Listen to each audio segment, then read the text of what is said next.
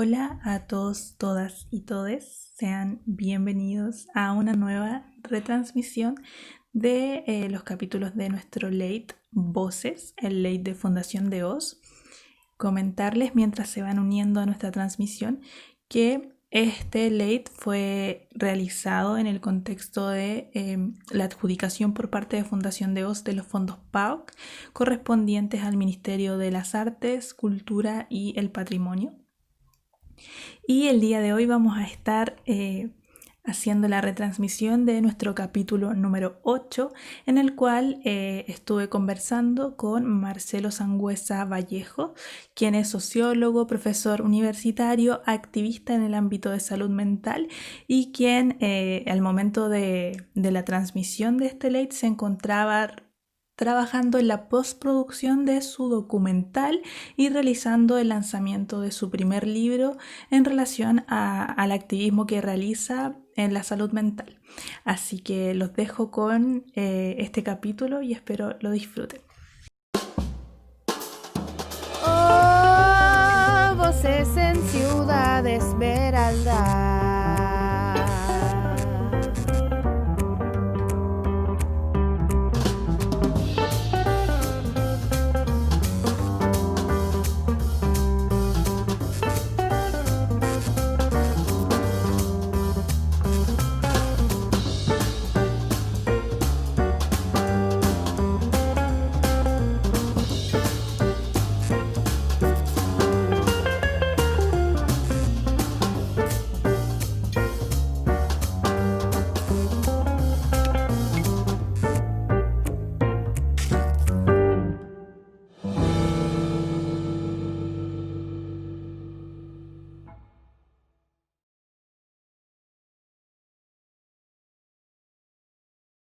Hola a todos, todas y todes, sean bienvenidos al Voces en Ciudad Esmeralda, el ley de Fundación de Oz.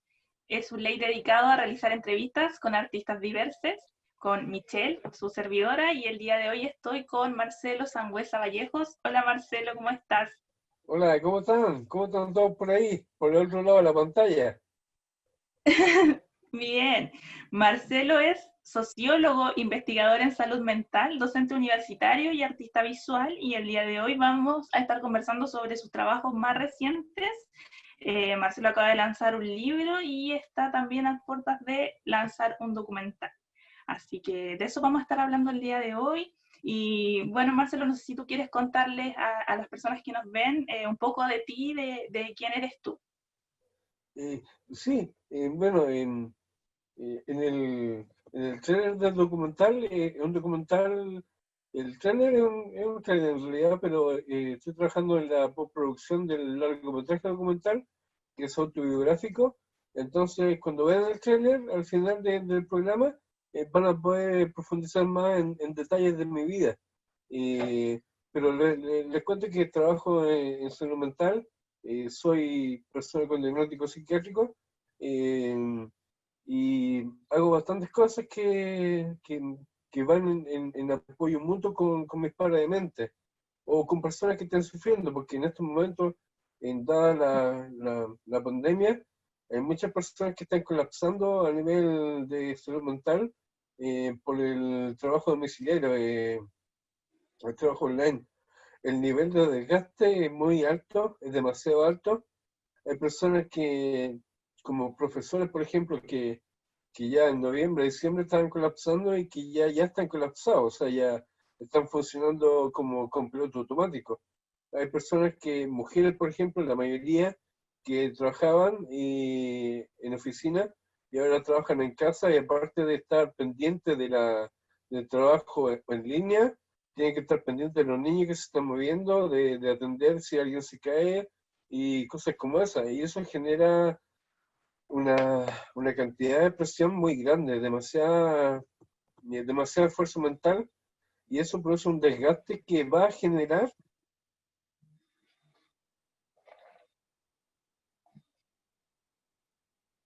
o ya es sensible todavía, va a generar una pandemia de salud mental. Absolutamente. De hecho, yo también estuve leyendo de que el siguiente problema va a ser los problemas de salud mental derivados del confinamiento y también de la situación que vino a develar, bueno, que quedó en evidencia con el estallido, pero también la pandemia vino a develar la fragilidad de nuestra vida y la precariedad de la misma. Sí, sí. De hecho, bueno, hay cosas que se dan también en otras formas, que es de cierta forma, la capacidad de generar relaciones más profundas. Hay personas que están conviviendo juntas, pero no se conocían en profundidad, y ahora se están conociendo en profundidad, y ahí se dan cuenta de que es necesario conocerse más, ahondar en la relación, conocer más a fondo a la persona, no quedarse solamente en la parte estética o aparente, superficie, porque ahora están viendo las consecuencias de eso. Hay personas que, bueno, no conozco muchos casos, pero sé que hay bastante de personas que ya no se toleran, pero que tienen que estar conviviendo obligatoriamente. Y el caso, por ejemplo, de las mujeres violentadas que sufren abuso y que lo han denunciado y que están viviendo con sus abusadores. Y eso es bastante complejo. Para mí es insoportable. O sea, la única manera sería con medicación o tratar de encontrar una forma de salir de ahí. Y dadas las condiciones no hay mucha posibilidad de hacerlo. Absolutamente, y donde finalmente, claro, hay un contexto de violencia estructural y que está presente y finalmente el sistema ofrece la medicación como una alternativa a estos Mm, malestares subjetivos que igual tienen una base que es estructural y política. claro. Sí, bueno, yo no niego absolutamente la medicación, porque claro, la medicación en ciertos momentos sirve como un SOS, una pastilla de SOS, que te ayuda a superar un clímax muy alto de tensión. Pero a largo plazo no es la solución. La solución es tratar de resolver el problema cotidiano y el problema estructural. Y eso ya es parte de la solución. El medicamento, si bien ayuda en momentos críticos, es como un parche, pero un parche que no sana la herida, simplemente detiene el sangramiento por un tiempo. Pero la idea es sanar esa herida. Absolutamente de acuerdo. Y en función a esto mismo que veníamos conversando, quería preguntarte sobre tu trabajo más reciente que ha visto la luz en relación a estas temáticas de salud mental. Como yo mencioné, tú acabas de lanzar un libro, si nos pudieras comentar un poquito de. Sí, bueno, el libro se llama Teoría de la Locura, y el subtítulo es Un acercamiento racional a la comprensión del sufrimiento subjetivo. Este libro venía formándose hace tiempo, pero porque hablamos recién de la pandemia que va a haber, de problemas de salud mental y que son evidentes y totalmente comprensibles, eh, lo, lo aceleré el proceso para tenerlo ya listo y disponible para que las personas puedan acceder, porque ese libro en el fondo entrega algunas herramientas que pueden ayudar a sobrellevar esto de mejor manera. No sé si eso lo profundizamos después del video o lo profundizamos ahora y después mostramos el video. Yo creo que el video le vamos a pedir a Fernanda si nos puede apoyar. Marcelo nos trajo un video de presentación de su libro, así que acá le voy a pedir a Fernanda que lo comparta con la audiencia. Los beneficios súper importantes de participar de un grupo de apoyo mutuo es precisamente que las personas cuando vienen a un grupo de apoyo mutuo generalmente acostumbran a venir en un momento en el que ellos vienen para recibir ayuda. Lo que suele ocurrir cuando uno se siente a gusto y participa dentro del grupo es que descubre que él no está allí solo para recibir ayuda, sino que también está para poder ayudar. Y eso es muy importante porque la persona de repente asume un rol que cuando uno está mediatizado por esta identificación del trastorno mental o el diagnóstico psiquiátrico, se siente que siempre es quien recibe ayuda.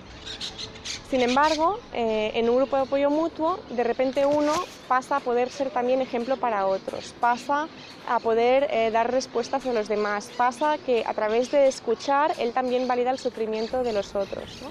Y este cambio es un elemento clave para el proceso también de empoderamiento del colectivo de personas psiquiatrizadas. ¿Y cómo se forman y cómo pueden formarse? ¿Cómo empieza un grupo de apoyo mutuo? Bueno, los grupos de apoyo mutuo tienen estructuras muy variadas y pueden empezar de muchas maneras distintas. Lo que para mí, por ejemplo, es importante, o al menos nosotros consideramos que es muy importante, es que sea de manera autogestionada. Eso en parte quiere decir que normalmente un grupo de apoyo mutuo idealmente surge de la voluntariedad de las personas, ¿no? De que diversas personas tienen un interés genuino en participar de esa experiencia y de ese grupo de apoyo mutuo. Entonces, el espacio que aloje ese grupo puede ser de muchas maneras. Puede ser la casa de una persona que acoge a otras personas conocidas o cercanas para crear ese grupo, o puede ser en el seno también de una asociación, o, bueno, yo conozco pocos casos en los que hayan grupos de apoyo mutuo dentro de la institución. Desde mi perspectiva, no es una situación ideal, porque se encuentra en un contexto que precisamente está caracterizado por operar con esas lógicas de relaciones de poder. Sin embargo, pues en espacios pues, más asociativos, en los que puedan tener funcionamientos asamblearios, o incluso de manera completamente autogestionada y desinstitucionalizada, tiene mucho más sentido. Ahí está. Sí, bueno, retomar un poco, ella es Laura que es de Cataluña. Ella fue presidenta o secretaria en realidad, de los grupos apoyo mutuo de Cataluña, que juntaban en total a 700 personas en distintos grupos. Y bueno, creo que viene muy al caso. Hace como un mes hice una charla, dos charlas en realidad, para un grupo de personas, y en un momento se dio una conversación como de grupos separados, eh, en distintos contextos dentro de lo que permite la pantalla.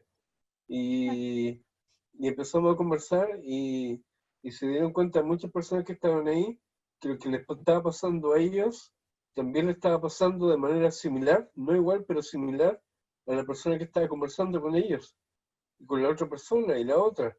Entonces, eso da cuenta de cómo un grupo de apoyo mutuo te puede ayudar bastante, sobre todo como estamos ahora.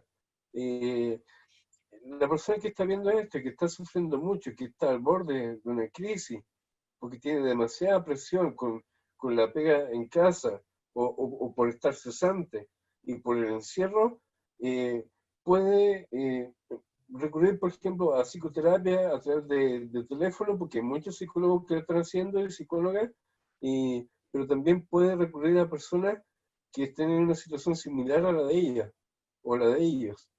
Y hay tres normas básicas, que es saber escuchar, o sea, no interrumpir, saber escuchar y no juzgar a la persona. Y tampoco dar consejos, simplemente mostrar alternativas. Esa forma de proceder ayuda bastante a que se genere una sintonía, y ahí uno empieza a dejar de verse como el único que está pasando eso en el mundo, y además se da cuenta que, pues, como dice Laura, es que también puede ayudar a otro, y esa ayuda mutua. Entonces la carga que uno lleva encima, que es gigantesca en estos momentos, se reduce un poco, y eso ayuda bastante a mantener una estabilidad un poco mejor en salud mental. Súper, y eso también te iba porque me aparecen varias palabras en el discurso de ella, como apoyo mutuo, autogestión. Entonces, si me pudieras como ahondar quizás de dónde comprenden esos conceptos. Bueno, Cataluña tiene una cercanía mucho con el anarquismo. Si uno revisa la historia de la antipsiquiatría de los años 50, 60, hay algunos historiadores que recogen el origen de la antipsiquiatría con unos partisanos españoles que venían huyendo de la guerra civil de Franco y que llegaron a la frontera con Francia y encontraron un psiquiátrico abandonado, o sea, con personas adentro, pero abandonado en el sentido que no le daban suministro ni nada. Y ellos se empoderaron ahí, tomaron las riendas, por así decirlo, hicieron asamblea interna, eh, eh, iban al mercado negro a conseguir alimentos para las personas y fueron empoderando a las personas que estaban en el psiquiátrico internadas. Por ejemplo, no había enfermeras, entonces consiguieron prostitutas para que trabajaran ahí. Y las prostitutas son las personas que mejor conocen a la naturaleza humana del hombre. Entonces, funcionó muy bien eso. Y es uno de los primeros antecedentes de la corriente antipsiquiátrica, que redundó con Basaglia en el encierro de los manicomios con la ley Basaglia en Italia y que después se expandió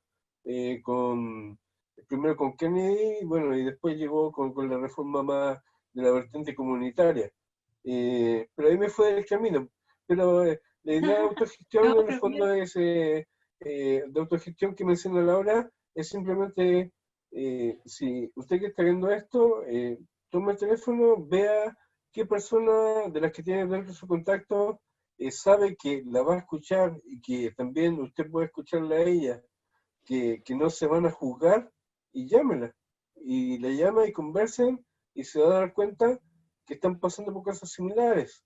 Eso es como autogestión, tomarla como yo hacer la gestión sin depender que la haga un psicólogo o un dispositivo de salud de por medio. Simplemente yo hacer la gestión. Y apoyo mutuo se refiere a que yo estoy escuchando a la persona y esa persona se está sintiendo mejor porque la estoy escuchando y estoy metiendo algunos puntos de vista que le pueden ayudar y ella toma el que quiere que le sirva y puede que no tome ninguno, pero la estoy apoyando a la vez que ella me está apoyando a mí, porque me está escuchando también, y entonces es una relación donde hay apoyo o hay solidaridad, y es una relación mutua, y es horizontal, o sea, no es alguien que sepa más, sino simplemente que está en una situación similar y que por su experiencia de vida tiene una historia que puede ayudar a mí o yo a ayudarla a ella o mutuamente a que encontremos herramientas para poder protegernos y mantener nuestra estabilidad mental. Claro, y me gustó mucho los tres principios que dijiste. No sé si los puedes repetir, los tres principios básicos de apoyo mutuo. Eh, sí, primero es saber escuchar. Hay mucha gente que conversa pero no escucha a la otra persona, como que está demasiado sobrecargado o sobrecargada y quiere votar, votar, votar y no está acostumbrado o acostumbrada a ponerle oreja y atención a lo que está sintiendo la otra persona. En el fondo es aprender a escuchar, porque la otra persona también está pasando por algo similar y esa persona puede o en general también tiene herramientas que le pueden servir a uno. Entonces, eso ayuda, el saber escuchar, ayuda a que ese flujo de información transite de mejor manera y nos beneficiemos mutuamente. Lo otro es no juzgar. Una persona puede haber cometido aberraciones o cosas terribles, pero no hay que juzgar. Si juzgar es algo, eh, o sea, ¿quién soy yo para juzgar a otra persona? O sea, eso es como un pensamiento más judeo-cristiano, pero en fin, eh, juzgar es como poner una categoría y estigmatizar a otra persona. Vamos, si todo, el que es libre de culpa, que tiene la primera piedra. Así que eso. Y lo otro es no dar consejos. El consejo es algo muy tramposo, porque es cómo veo yo que tú deberías hacer las cosas. Y eso no es válido, porque cada persona es diferente, cada persona tiene su historia de vida y su forma de ver las cosas. Entonces, con mi visión, yo lo veo que es de tal manera, pero esa persona lo vive de su manera. Entonces, hay que dar puntos de vista, opciones. Y ahí la persona toma la opción que más se acomode a su historia de vida y a su forma de ver el mundo. Entiendo. Y retomando el tema del libro, si nos pudieras comentar un poco qué temáticas trabajas en él. En el libro, bueno, si bien tomo algo de los grupos apoyo mutuo en la segunda parte, es más somero, es más bien breve, pero está enfocado principalmente a algo que no es tan evidente, que es el lenguaje. Y claro, una persona dice, ya, ¿y el lenguaje qué? ¿Cómo me va a ayudar eso a estar más estable o a mejorar mi estado de salud mental? Bueno, le voy a poner un ejemplo. Eh, una persona que tiene un diagnóstico psiquiátrico o que está sufriendo mucho mentalmente, subjetivamente, y le pasa algo, por ejemplo, se contacta con alguien y se desahoga y se apoya mutuamente, entonces esa persona dejó de sufrir tanto y ahora está sufriendo un poquito menos. Después esa persona, por ejemplo, se levantó la cuarentena y empezó a salir a caminar por las plazas, a recorrer, a conectarse con la naturaleza y ya empezó a sentirse un poco mejor. Después recibió cariño, la visita de un familiar o de un ser querido y ya se siente mucho mejor. Entonces no estamos hablando de que la persona está bien o está mal, está sana o está enferma, está normal o está loca, es racional o irracional. Estamos hablando de un espectro de grises, donde la persona está muy mal en un negro o muy cercano al negro, y con cada cosa que le fue pasando, que fue positiva para ella, fue desplazándose a un negro más claro, a un gris más claro, o un gris muy, muy claro. Y eso, aplicado al lenguaje, que es lo que escribí en el libro, es una idea similar. El lenguaje que usamos acá en Occidente, estamos en Latinoamérica, pero tenemos la estructura mental de Occidente, que es un pensamiento dicotómico, binario, polar. Por eso tanta polarización también. Eh, lo polar es bueno, malo, normal, anormal, racional, irracional, y así. Busquen el diccionario sinónimo de antónimo y se dan cuenta que estamos llenos de palabras polares. Entonces lo que apuesta el libro es a mostrar con evidencia de estudios teóricos y empíricos de cómo ese pensamiento dicotómico contribuye a agrandar aún más el peso que uno está teniendo de sufrimiento subjetivo. Entonces, la idea es que ese texto muestra muchas fuentes teóricas para que sea validado y para que se dé cuenta que hay muchas personas que están investigando eso. Y por otra parte, hay una cita específica de un investigador japonés que se llama Atsushi Ocho, que en el año 2012 hizo un estudio cuantitativo donde demostraba que entre el pensamiento dicotómico, o sea, normal, anormal, ser enfermo, diccionario sinónimo antónimo, en esa dicotomía occidental de forma de pensar que tenemos, hay una alta correlación, o sea, está muy relacionado con los problemas en la investigación que hizo él de bipolaridad y de desórdenes psicológicos. Entonces, eso el libro pretende demostrar que el lenguaje dicotómico occidental, que se ve muy abstracto así, decirlo así, pero espero que se haya entendido con los ejemplos, está muy correlacionado con el sufrimiento que tiene cada persona a nivel mental. Entonces, lo que ayuda bastante, y esa es la propuesta del libro, es no pensar en blanco y en negro, pensar en escala de grises, en un espectro, en rangos, en grados. Yo no es que esté mal, estoy menos mal, no estoy bien, estoy casi bien, o estoy acercándome a estar casi bien. Aprender a no pensar en polos, porque si yo estoy en el negro, para pasar a blanco, tengo que agarrar una goma y borrarme completo para quedar blanco. Y eso es muy difícil. Cuando una persona está mal, dice, quiero sentirme bien. Es como cambiar del negro al blanco de inmediato. Pero es un proceso que requiere herramientas, apoyo, psicoterapia y muchas otras cosas más. Y uno va tomando las herramientas que más le acomoden y se acomoden a su forma de ver el mundo. Y a eso apunta el libro. Hay una primera parte que es muy teórica, que en el fondo es para las personas que tienen necesidad de que esta cosa sea validada académicamente. Hay otra parte en que es más vivencial, donde cuento mis vivencias para que vean que también esto no nace de solamente encerrarme en una biblioteca aislado del mundo sin hablar con nadie, sino que nace de mi vida y de mi historia de vida, y eso llega y decanta en encontrar ecos teóricos en ciencias sociales y humanidades, y teóricos bien conocidos, donde la persona se va dando cuenta de que sí, somos, pensamos de esta manera, y tal vez si empezáramos a pensar de otra manera, de esta manera de espectro de grises, o de grado o rango, podríamos estar mucho más estables, y también podríamos evitar polarizar, y también esa polarización ayudaría a evitar ser más drástico, y también evitaría que juzguemos a otras personas tan drásticamente o lapidariamente.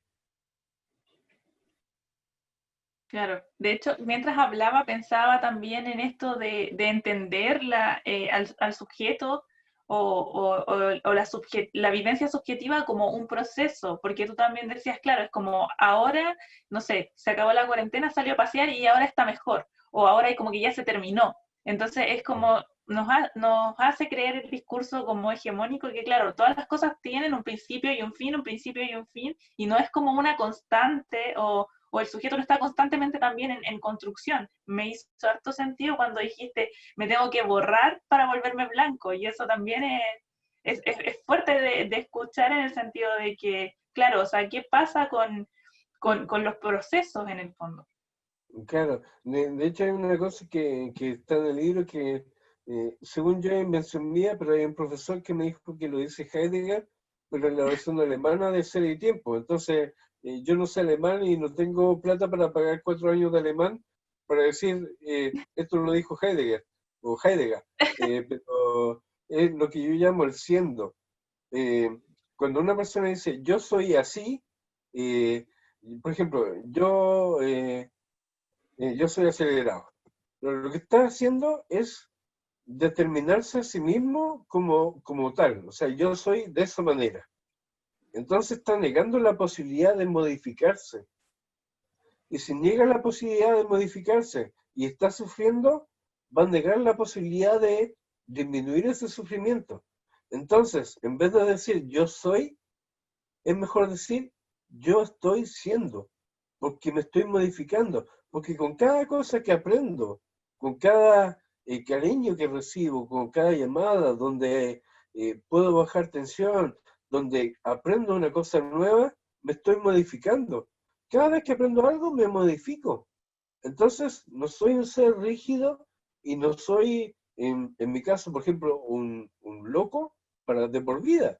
Simplemente estoy siendo un loco que está cambiando todos los días, y por suerte y por mucho esfuerzo y apoyo de mucha gente, esa modificación ha contribuido a una rehabilitación que ha sido paulatina y que no cambia de negro a blanco inmediatamente, sino de un negro a un negro claro, a un gris muy claro. No he llegado a estar en una plenitud de un blanco, pero sí estoy en un gris muy claro que me da mucha calma, y que es lo que trato de transmitir en el libro. O sea, que la persona se dé cuenta de que se puede modificar.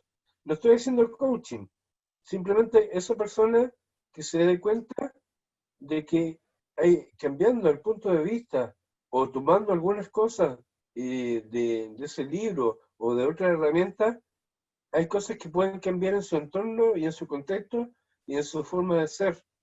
Aunque sea en un grado leve, no importa, pero ya va a ser un cambio.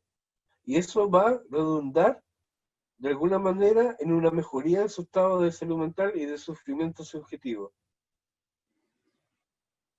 Claro, y me hace sentido en el punto de que en ciertas etiquetas que existen en estos manuales de salud mental, cuando ya o sea, que te etiquetaron ahí, es imposible salir de esa etiqueta Mm. socialmente, y quedan catalogadas muchas personas psiquiatrizadas como enfermos crónicos, que eso tiene Sí, un impacto severo en su autonomía, en su existencia social a nivel de sujeto, ciudadano, ciudadana, etcétera. sí, o sea, de hecho el diagnóstico, bueno, pasan varias cosas ahí, que es cómo la persona vive y vivencia el diagnóstico, y también cómo el entorno familiar o el entorno donde vive la persona asume ese diagnóstico, porque se tiende a ser muy dicotómico, o sea, eh, si no eres normal, entonces estás loco. Y como tienes diagnóstico, estás en el polo del loco. Ahora, si esa persona logra un alto grado de mejora, de rehabilitación, de empoderamiento, para ese contexto va a seguir siendo loco, porque está esa lógica de blanco y negro. O sea, sigue siendo normal y si no eres normal, entonces estás loco. No hay otra opción. Para ese tipo de pensamiento estructural que es muy binario, muy dicotómico. Entonces, el contexto también contribuye a eso. Por ejemplo, que en dispositivos de salud, eh, una persona que ha logrado una mejoría sustantiva, le dicen, ¿tú estás menos bipolar o estás mucho menos esquizofrénico? No, sigue teniendo la misma categoría.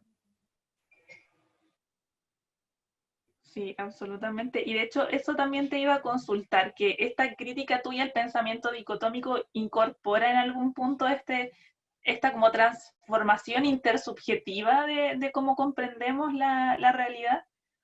O sea, Sí, bueno, sí. no, dale, dale, Ah, no, sí. es que pensé que había dicho mal intersubjetiva, pero sí, eso era lo que quería decir. Sí, sí, en el fondo lo incorpora, eh, porque en un comienzo el libro parte con la parte más seca, que es como cómo se entiende esto. Después vienen las citas que empiezan como a criticar esta cosa, este pensamiento. Por ejemplo, desde el feminismo, Eugenia Fraga, ella, hay una cita de ella en el libro donde ella dice que el pensamiento dicotómico condiciona y conforma la identidad de género, de raza, y yo le agregué ahí también la identidad en salud mental. Ese pensamiento dicotómico conforma o contribuye a generar una identidad de género y de raza, y también de problemas de salud mental. Entonces, a ese grado de influencia tiene.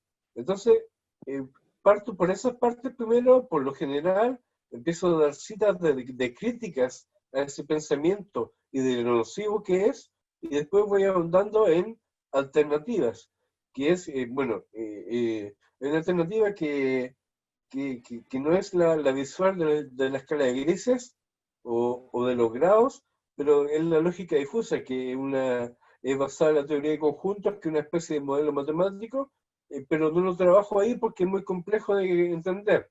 Así que lo resumo en la escala de grises. Pero doy alternativas a eso para poder verlo de otra manera. No me quedo solamente en la crítica, y después lo ahondo en la segunda parte del libro con vivencias personales donde se muestra la aplicación práctica de esa visión de mundo. Súper. Y bueno, ya llevamos como un ratito hablando del libro, pero me gustaría que le comentaras a la gente que nos va a ver cómo pueden conseguirlo. Mira, el libro está en Amazon, está en formato Kindle y en formato de tapa blanda. Así que cuando vieron el video, ahí estaba la portada y pueden ver que está disponible en Amazon. Lo que podemos hacer es, por ejemplo, dejar el link debajo de Sí, este video y yo te lo envío a sí, ti, Michelle, sí. sí, te lo envío y dejamos el link aquí debajo de este en vivo, que no va a estar en vivo a las personas que van a ver después, pero lo Sí. dejamos ahí para la persona que le interese pueda adquirirlo y bueno, y si puede y quiere y tiene ánimo, que deje algún comentario después que lo lea. Si realmente le sirvió y deja un comentario, y ese comentario a mí me va a servir mucho para mejorar cosas que a lo mejor no vi cuando escribí el libro. Entonces, un comentario que me diga, me gustó el libro, pero tal cosa estuvo más o menos o no lo entendí, eso me va a ayudar a mí para poder mejorar eso y en futuras charlas, clases o próximos libros, mejorar esa cosa. Y eso es muy importante, el feedback. No soy Hemingway, que se encerró en la Torre de Marfil a escribir su libro aislado del mundo. mis teorías, mis visiones del mundo, mis prácticas, nacen de vivencias y de compartir en comunidad con personas. De ahí nace todo. Yo no nací estudiando y leyendo en una biblioteca y de ahí decanté esto. Todo lo que está escrito en ese libro nace de vivencias personales que encontraron ecos en distintas partes de distintos libros. Y eso se gatilló en este libro al final. Pero nace de la vivencia, de experiencias personales, porque desde niño me cuestionaba por qué el lenguaje no mostraba la realidad tal cual era. Y ahí, bueno, ahí viene otra cosa que está en el libro también, que es que el lenguaje es un modelo de la realidad que se acerca a la realidad, pero no es la realidad en sí. Y por desgracia la persona asume que el lenguaje es la realidad, pero desde mi punto de vista no, y eso lo explico ahí en el libro con citas teóricas para que tenga validación para quien lo lea. Claro, de hecho cuando lo comentaba me hace recordar de que existen otras cosmovisiones, generalmente de pueblos indígenas, que no existe necesariamente este binario salud-enfermedad. Sí, de hecho, Michelle, hay un tema que igual escapa un poco a lo que estábamos hablando y que va más relacionado con lo transgénero y la divergencia sexual o diferencias sexuales, que, por ejemplo, en el pueblo mapuche no ha ahondado mucho, pero tengo información de que hay personas que le llaman que nacieron con otro espíritu sexual dentro de ellos y que en su contexto era totalmente normalizado, no tenían sufrimiento subjetivo, no tenían problemas, porque era parte de algo que se daba naturalmente. Entonces, si uno ve la cultura mapuche donde sucedía eso y la compara con la cultura occidental, donde la persona que tiene esa diferencia, esa persona que tiene esa diferencia en Occidente sufre mucho. Pero si esa persona hubiera nacido en la cultura mapuche, no estaría sufriendo porque es algo que está dentro de lo natural de la cultura. Entonces, eso habla de cómo también, y refuerza la idea de que el pensamiento occidental es nocivo de cierta manera en su dicotomía para la estabilidad mental de la persona en todo su espectro bueno, un gran espectro de cosas. Claro, de hecho es un súper buen ejemplo porque la colonización y su binario se encargó de borrar a la existencia de esos sujetos dentro de la cultura mapuche, que los Sí, güeyes se llamaban. claro. Sí, sí. Y bueno, también pasando a tu otro trabajo reciente, me comentabas que estabas en la postproducción de tu documental. No sé si quieres Sí. que conversemos del documental o vemos el tráiler al tiro. ¿Qué te parece si lo vemos y después lo comentamos? Ya, perfecto. Entonces le voy a pedir a Fernanda si nos puede compartir el documental. Fui diagnosticado de esquizofrenia paranoide el año 92, cuando tenía 19 años. Estuve internado 3 veces, pero lo que me ayudó a salir fueron un conjunto de cosas, entre ellas el arte, pintar y dibujar. Pero lo más importante fue enseñar a pintar y dibujar a mis pares de mente, a personas con diagnóstico psiquiátrico. El arte puede mejorar la salud mental de las personas y las comunidades yo creo en dos dimensiones básicas. La primera, en el momento que tú puedes disfrutar del arte. El arte es como decía antes, es un lenguaje del espíritu. Yo creo que como seres humanos necesitamos estar en contacto con el arte. No es casual que desde que el hombre es hombre, desde que vivía en la época prehistórica, que su vida era pura supervivencia y estuviera intentando cazar mamuts sin ser devorado por las bestias, el hombre en esa época ya tuvo la necesidad de, por ejemplo, en la Cueva de Altamira, tener una praxis artística. Entonces yo creo que esto denota claramente cómo el arte forma parte del alma, del espíritu humano, con lo cual es fundamental el tener acceso.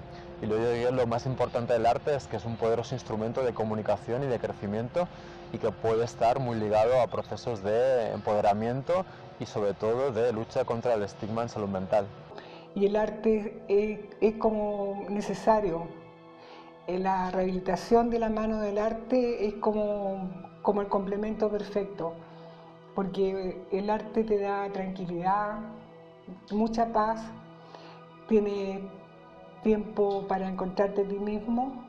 Yo soy una nueva persona, con la rehabilitación tengo una vida nueva muy linda. El hecho de dibujar me libera de pensamientos que yo pueda tener negativos, porque estás totalmente concentrado en el dibujo.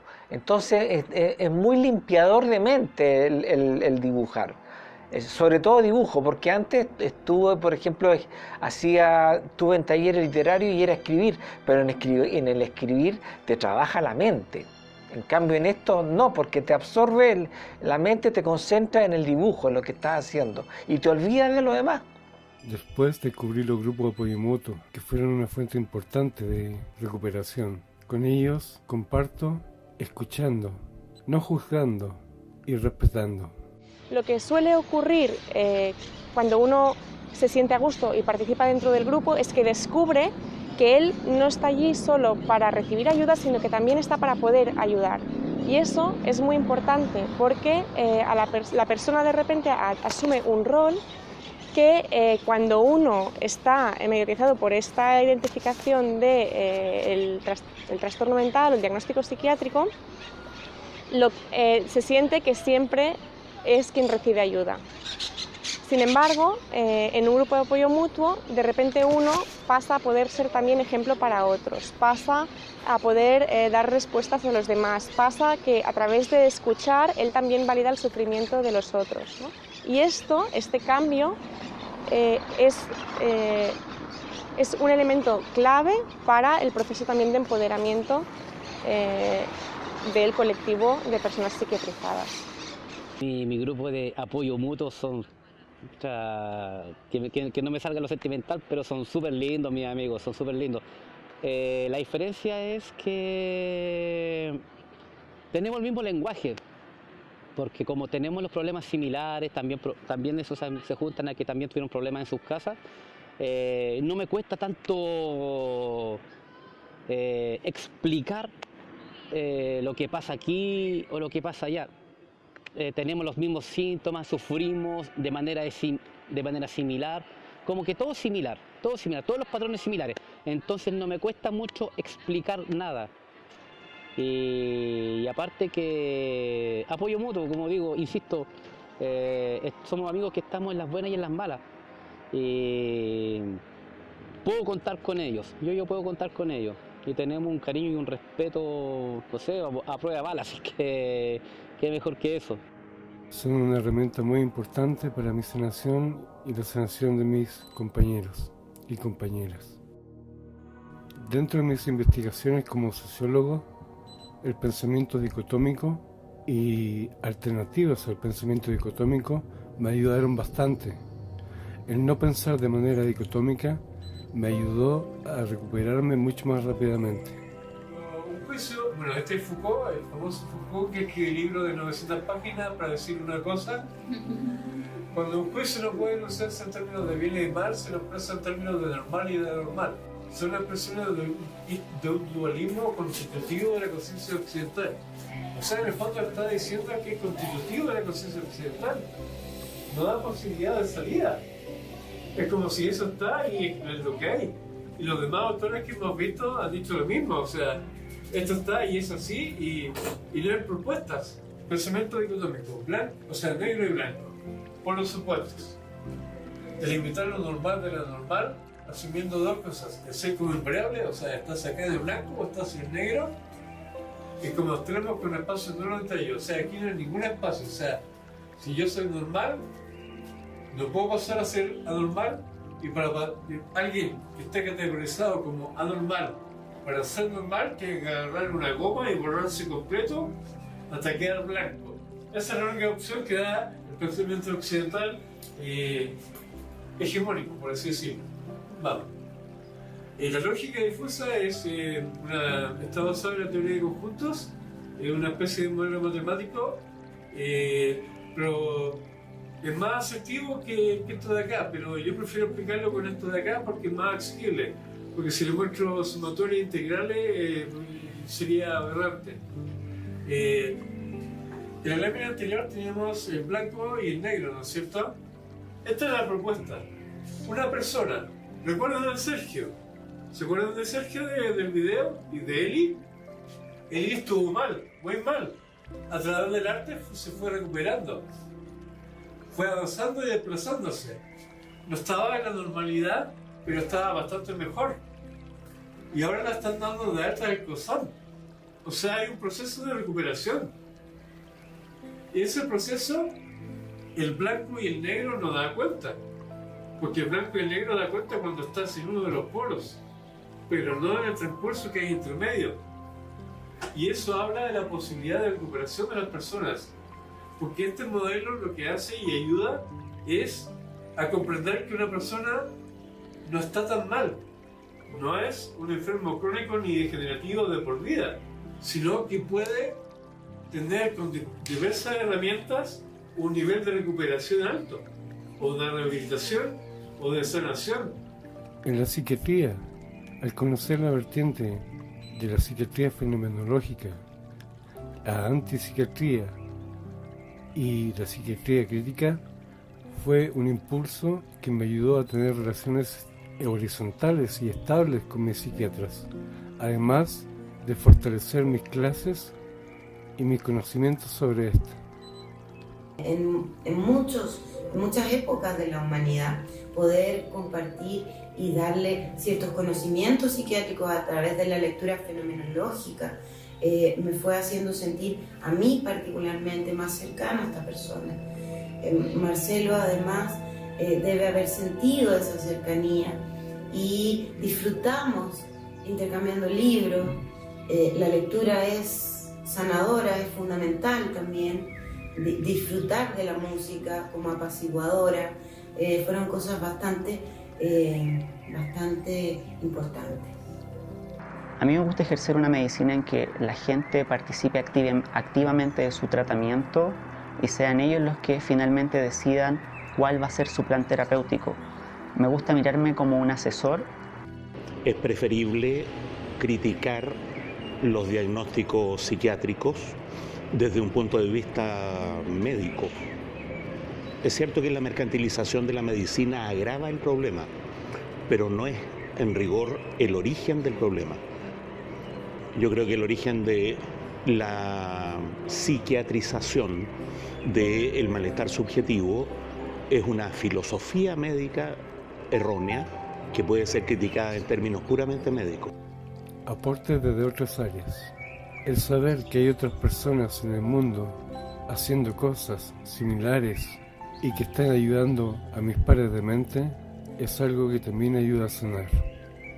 Y NAMI es la Alianza Nacional para la Prevención en Salud Mental y es una alianza que se crea por las familias y los usuarios, personas que tienen diagnósticos de salud mental y que ellos hace 25 años que están organizados primero en pequeños grupos que se originaron en un estado en la costa este de los Estados Unidos, en Virginia. Y ellos eran dos madres que se dieron cuenta que las falencias de los servicios de salud mental a sus hijos que estaban diagnosticados con esquizofrenia y el otro hijo con bipolar no eran respetuosos de las necesidades de sus hijos ni respetuosos de las necesidades como familia. Entonces crearon una agencia que ahora es una agencia nacional que tiene 1000 pequeñas oficinas en 50 estados en los Estados Unidos y como yo les decía, soy miembro de la directiva del condado de Lane en Oregon. El propósito es que las familias y los usuarios aprendan de sus derechos respecto a los servicios que merecen tanto en hospitales como en educación, y también la idea es que las familias se eduquen y los mismos usuarios se eduquen acerca de sus derechos y han creado grupos de pares en que hay autoapoyo para dialogar respecto a la enfermedad y respecto al estigma que se vive en la sociedad y cómo vivir mejor con la enfermedad diagnosticada. Esta historia, ¿cierto?, de cientos de años se vienen encima en cada situación cotidiana, en cada contexto donde nosotros hacemos estos acompañamientos, ¿cierto?, acompañamientos terapéuticos a las personas que tienen sufrimiento psíquico. Entonces debemos seguir luchando para transformar una cultura, ¿cierto?, y una sociedad que pueda efectivamente aceptar la diferencia y posibilitar la diversidad y las diversidades de formas de ser, de sentir, de pensar, de actuar. Después de todo esto, sumado al amor y al cariño de la gente que estimo y con la que me junto, he logrado recuperarme. Ha sido un proceso largo, pero se puede. Se puede. Y nunca es tarde.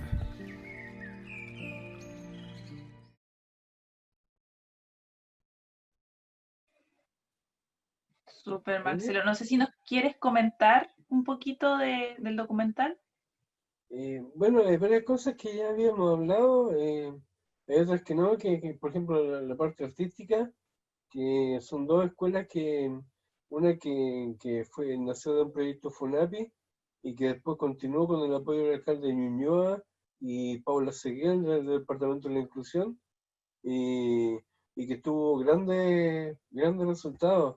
Muchas personas mejoraron bastante en distintos grados, no todo de manera igual, pero en distintos grados tuvieron mejorías sustanciales.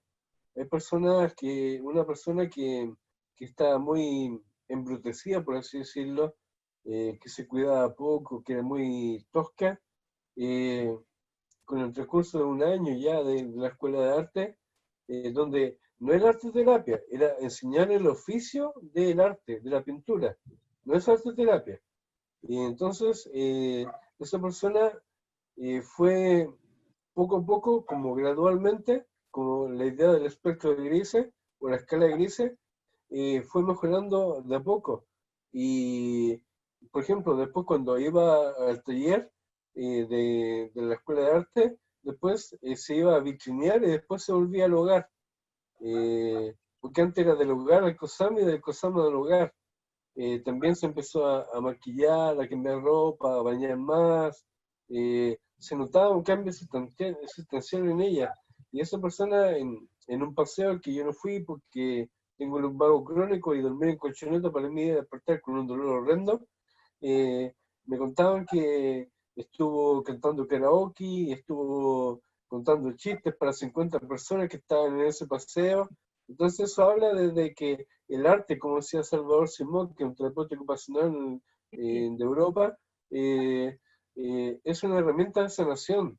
Y claro, si uno va juntando eso, el arte, más los grupos apoyo mutuo, más otras cosas, más otras herramientas, en general hacen que el tránsito del negro hacia un gris muy claro o incluso un blanco sea mucho más rápido, y se puede. Sí, y de hecho, lo que tú mencionabas, bueno, Salvador Simó, sí, pues es un tremendo colega, pero yo también soy terapeuta ocupacional y claro, es bastante reconocido, tiene su teoría de la terapia ocupacional ecosocial, de que la ocupación humana, que puede ser humana, pero que no necesariamente es humano. Muchas veces en terapia ocupacional se ve que el objetivo en sí es, claro, que la persona tenga, no sé, mejor higiene, o sea, o realmente pueda tener una rutina y realice sus actividades básicas de la vida diaria, pero a veces no es necesario como abordarlas directamente para que ese hábito mejore, sino que se pueden trabajar a través o pueden mejorar a través del trabajo de otras áreas de desarrollo humano, como lo es el arte. Claro, o sea, de hecho, incluso pueden haber autodefensa y protecciones para no hacerlo de manera directa, pero cuando se hace de manera indirecta, esas protecciones bajan y lo hacen de otra manera. Son conexiones que son de distintas, que no son lineales, como el lenguaje, que cuando estamos hablando, estamos diciendo palabras una después de otra, de forma lineal. Y eso también condiciona también la forma en que percibimos el mundo. absolutamente. Y bueno, también ahí aparecían en tu documental aparecían tanto usuarios, usuarias, psiquiatras y también académicos, ya como más conocidos que habían trabajado, como Carlos Pérez. Y me hizo mucho sentido lo que decía, que en realidad puede ser de repente, y también lo he escuchado en grupos de estudiantes de antipsiquiatría, que es como, ya, pero no estamos esforzando, claro, en citar a Foucault y hablar del lenguaje y hablar de por qué esto está mal, cuando en realidad se puede ocupar el mismo lenguaje de medicina y de ciencia, entre comillas, para rebatir la forma en la que está operando la psiquiatría hegemónica actualmente. Exacto, sí, sí. Sí, de hecho, bueno, por eso también está la psiquiatría crítica, que la psiquiatría crítica inglesa, que, que, que su base es la psiquiatría, y desde la psiquiatría hacen crítica a la psiquiatría. Hacen investigaciones sobre investigaciones que se hicieron.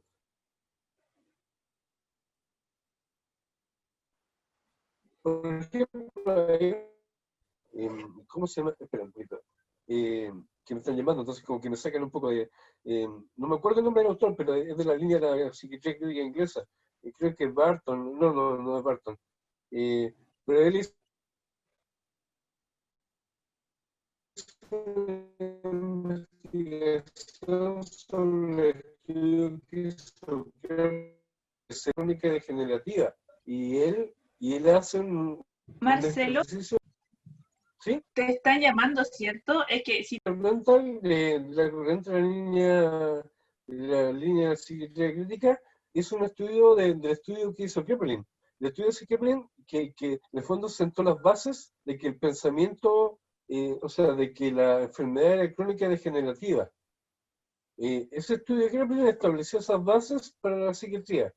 Pero Bentham, o sea, se me va el nombre, no recuerdo el nombre exacto, pero esta persona hizo una investigación sobre ese estudio y se dio cuenta que, por ejemplo, Kepling tomó a 1000 personas y cuando algunas personas empezaron a mejorar, las sacaba del estudio y se quedaba con lo que iban quedando.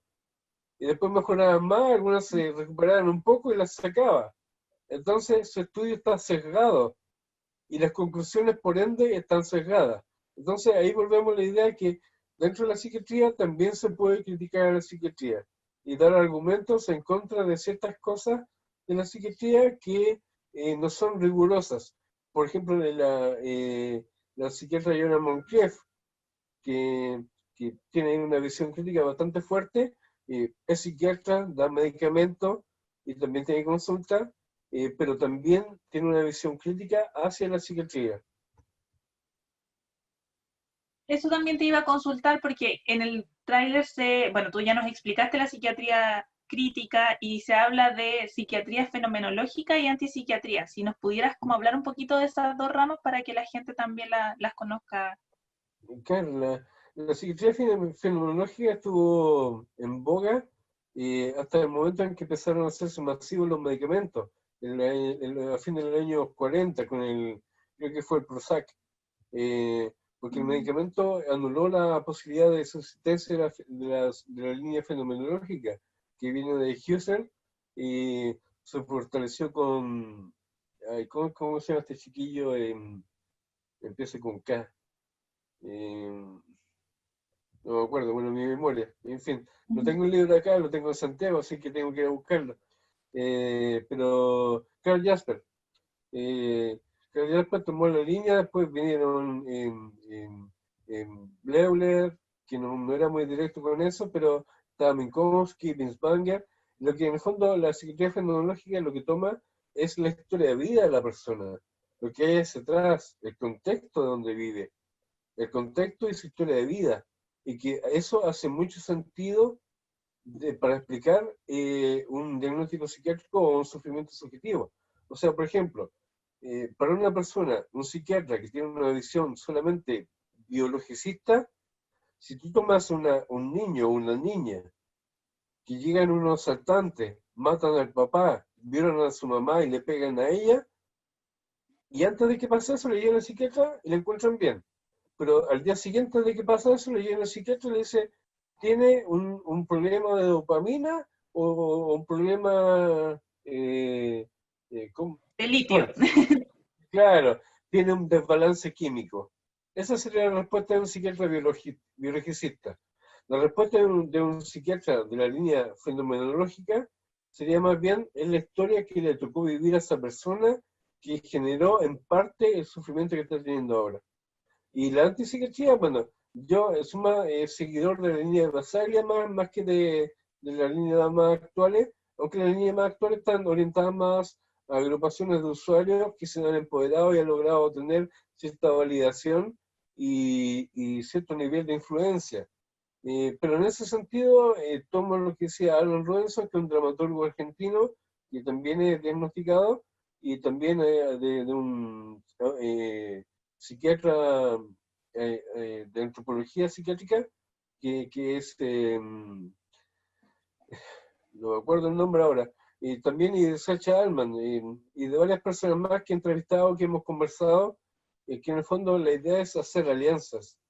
Hay agrupaciones que solamente se centran en lo antipsiquiátrico y caen en el juego dicotómico polar.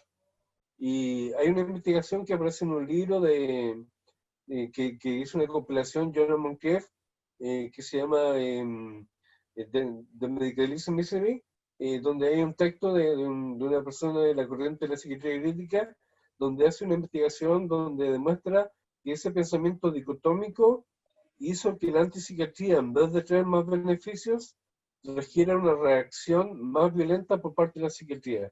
Entonces, en ese sentido, tomo esas dos cosas, que no hay que pensar tan dicotómicamente para esto y que hay que ser estratégico y generar alianzas, como dice Alan Robinson, como dijo Sacha Alman de Icarus Project, y como me han dicho otras personas que he entrevistado en el transcurso de mi vida. Súper. Y no sé si también, creo que no sé si quedó tan claro, mencionar un poquito para que las personas tengan un acercamiento al concepto de antipsiquiatría. Sí, bueno, lo que pasa es que en el contexto histórico en que nació la antipsiquiatría, nació en el contexto del año fin de los 50, comienzo de los 60, en que estaba muy en boga la postura radical de lo antisistémica, de la contracultura, de movimientos como el movimiento hippie o los beats, donde hubieron movilizaciones y adherencias, por ejemplo, a posturas radicales que cuestionaban las bases del fundamento de la sociedad capitalista.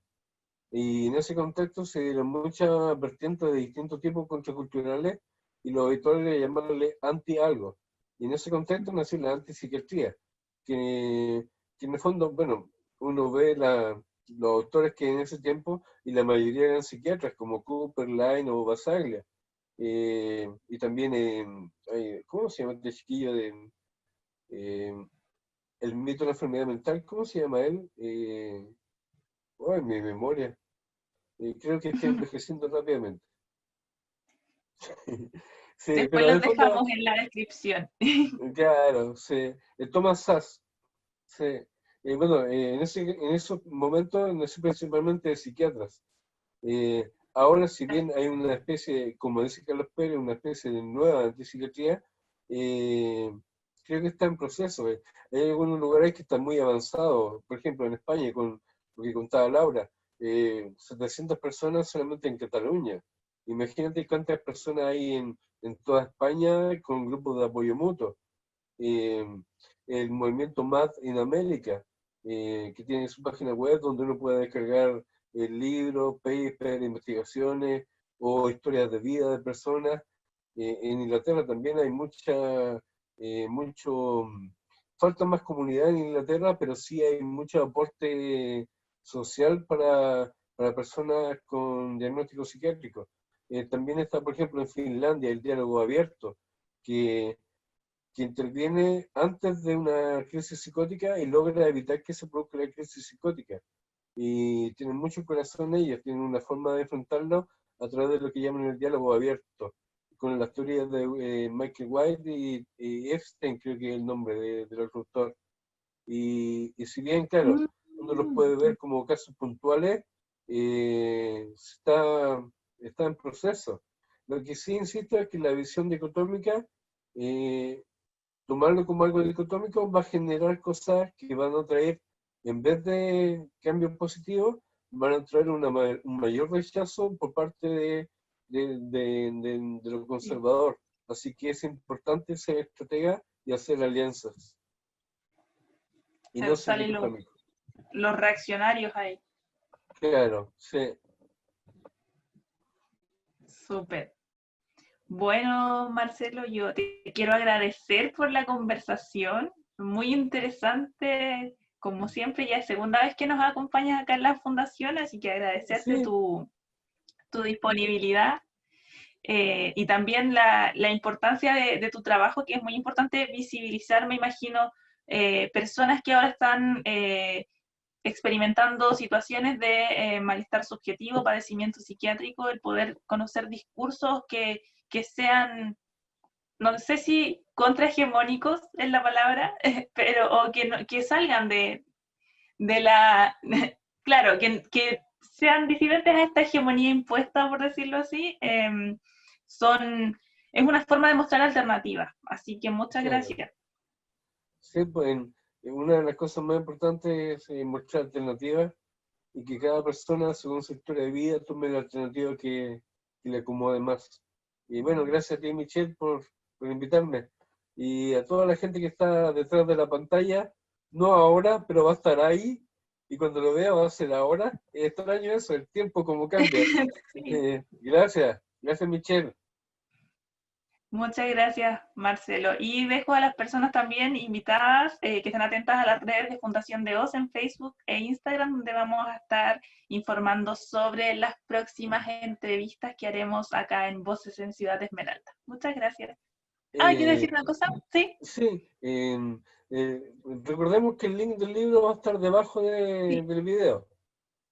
Sí, el link del libro, a Amazon, al video, al tráiler también, vamos a dejar todo abajito, harta información. Bueno. Ya Súper. pues. Chao. Chao.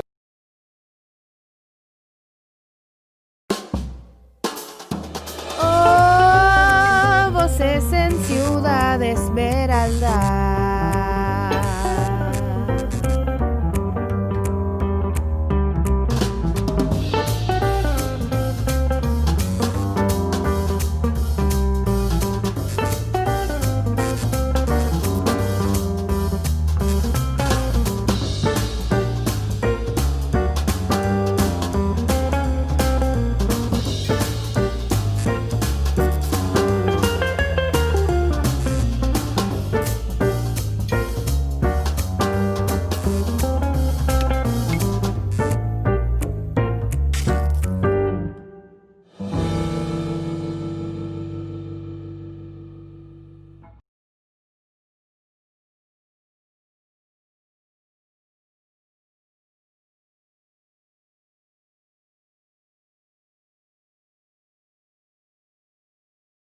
Bueno, ahí estaba la entrevista con Marcelo, espero la hayan disfrutado y quiero agradecerles por su sintonía en esta retransmisión y también dejarles invitados, invitadas e invitades a nuestra próxima retransmisión que va a ser el lunes 11, en la cual vamos a estar reviviendo nuestra entrevista realizada a Yemina Benavides, artista neurodiversa, neurodivergente, quien actualmente vive de su arte. Ella es artista visual en la ciudad de Concepción, así que vamos a estar conversando con ella una serie de aspectos, tanto desde su arte, desde dónde nace su arte, hasta las diferentes violencias que se pueden intersectar cuando una es mujer, neurodiversa, artista, no calza en el binario, etc. Así que vamos a estar hablando temas muy interesantes con Luna, ese es su nombre artístico, así que